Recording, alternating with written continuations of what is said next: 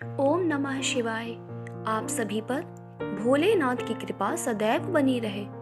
व्यास जी बोले, प्रभु पापी मनुष्य बड़े दुख से यमलोक के मार्ग में जाते हैं। अब आप मुझे उन धर्मों का परिचय दीजिए जिनसे जीव सुख पूर्वक यम मार्ग पर यात्रा करते हैं। सनत कुमार जी ने कहा, मुने, अपना किया हुआ शुभाशुभ कर्म बिना विचारे विवश होकर भोगना पड़ता है। अब मैं उन धर्मों का वर्णन करता हूँ जो सुख देने वाले हैं। इस लोक में जो श्रेष्ठ कर्म करने वाले कोमल चित्त और दयालु पुरुष हैं, वे भयंकर यम मार्ग पर सुख से यात्रा करते हैं। जो श्रेष्ठ ब्राह्मणों को जूता और खड़ाऊ दान करता है, वह मनुष्य विशाल घोड़े पर सवार हो बड़े सुख से यमलोक को जाता है। छत्र दान करने से मनुष्य उस मार्ग पर उसी तरह छाता लगाकर चलते हैं जैसे यहाँ छाते वाले लोग चलते हैं। शिविका का दान करने से मनुष्य रथ के द्वारा सुख से यात्रा करता है। शैया और आसन का दान करने से दाता यमलोक के मार्ग में विश्राम करते हुए सुखपूर्वक जाता है। जो बगीचे लगाते और छायादार वृक्ष का आरोपण करते हैं अथवा सड़क के किनारे वृक्षारोपण करते हैं, वे धूप में भी बिना कष्ट उठाए यमलोक को जाते हैं। जो मनुष्य फुलवाड़ी लगाते हैं, वे पुष्पक विमान से यात्रा करते हैं। देव मंदिर बनाने वाले उस मार्ग पर घर के भीतर क्रीड़ा करते हैं। जो यतियों के आश्रम का निर्माण कराते हैं और अनाथों के लिए घर बनवाते हैं, वे भी घर के भीतर क्रीड़ा करते हैं। जो देवता, अग्नि, गुरु, ब्राह्मण, माता और पिता की पूजा करते हैं, वे मनुष्य स्वयं ही पूजित हो अपनी इच्छा के अनुकूल मार्ग द्वारा सुख से यात्रा करते हैं। दीपदान करने वाले मनुष्य संपूर्ण दिशाओं को प्रकाशित करते हुए जाते हैं। ग्रह दान करने से दाता रोग शोक से रहित हो सुखपूर्वक यात्रा करते हैं। गुरुजनों की सेवा करने वाले मानव विश्राम करते हुए जाते हैं। बाजा देने वाले उसी तरह सुख से यात्रा करते हैं मानो अपने घर में जा रहे हों। गोदान करने वाले लोग संपूर्ण मनोवांछित वस्तुओं से भरे पूरे मार्ग द्वारा जाते हैं। मनुष्य उस मार्ग पर इस लोक में दिए हुए अन्न पान को ही पाता है। व्यास जी जो पाद्य, अभयंग, दीपक, अन्न और घर दान करता है, उसके पास यमराज कभी नहीं आते। सुवर्ण और रत्न का दान करने से मनुष्य दुर्गम संकटों और स्थानों को लांघता हुआ जाता है। चांदी, गाड़ी, ढोने वाले बैल और फूलों की माला दान करने से दाता सुखपूर्वक यमलोक में जाता है। इस तरह के दानों से मनुष्य सुखपूर्वक यमलोक की यात्रा करते हैं और स्वर्ग में सदा भांति भांति के भोग पाते हैं। सब दानों में अन्न दान को ही उत्तम बताया गया है, क्योंकि यह तत्काल तृप्ति प्रदान करने वाला, मन को प्रिय लगने वाला तथा बल और बुद्धि को बढ़ाने वाला है।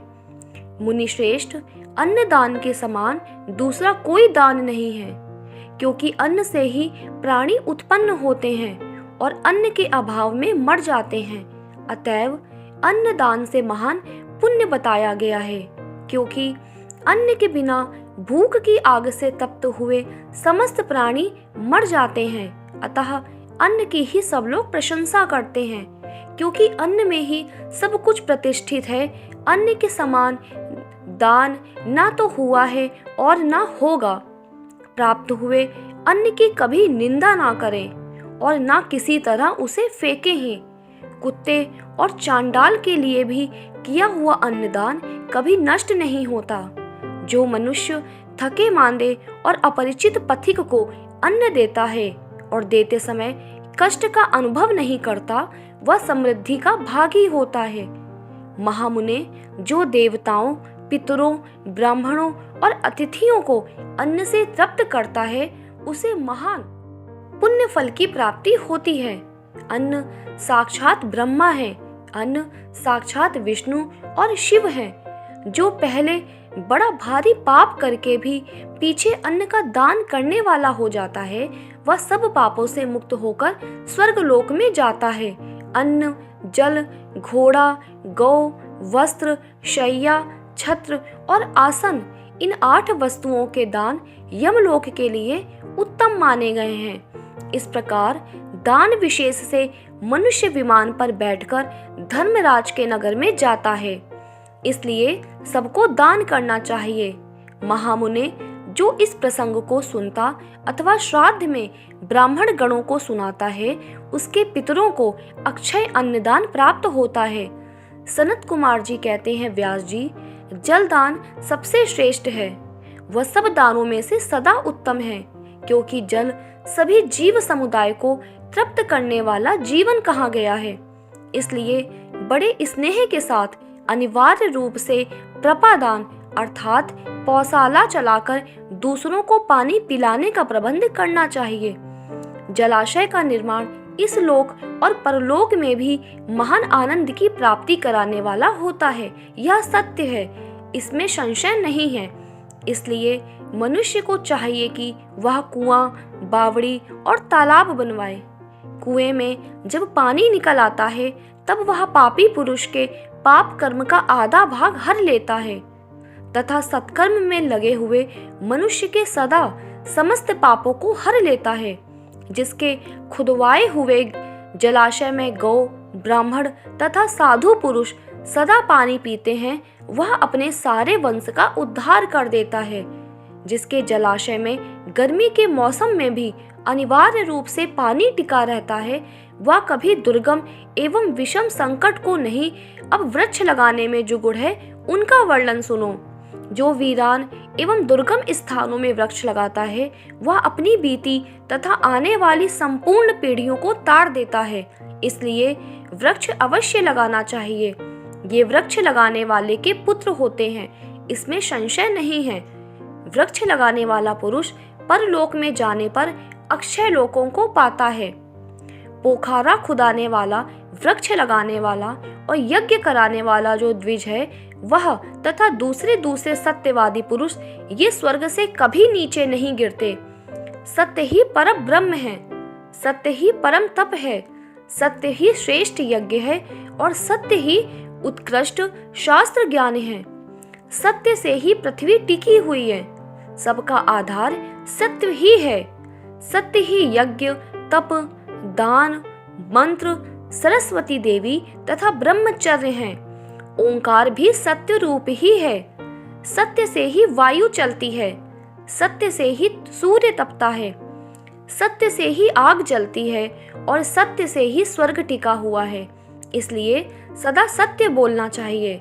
सत्य से बढ़कर दूसरा कोई धर्म नहीं है। सत्य रूपी तीर्थ अगाध, विशाल, सिद्ध एवं पवित्र जलाशय है।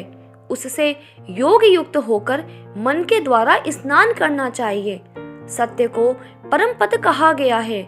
जो मनुष्य अपने लिए, दूसरे के लिए अथवा अपने बेटे के लिए भी झूठ नहीं बोलते, वे ही स्वर्गगामी होते हैं। वेद, यज्ञ तथा मंत्र ये ब्राह्मणों में सदा निवास करते हैं, परंतु असत्यवादी ब्राह्मणों में इनकी प्रतीति नहीं होती। अतः सदा सत्य बोलना चाहिए।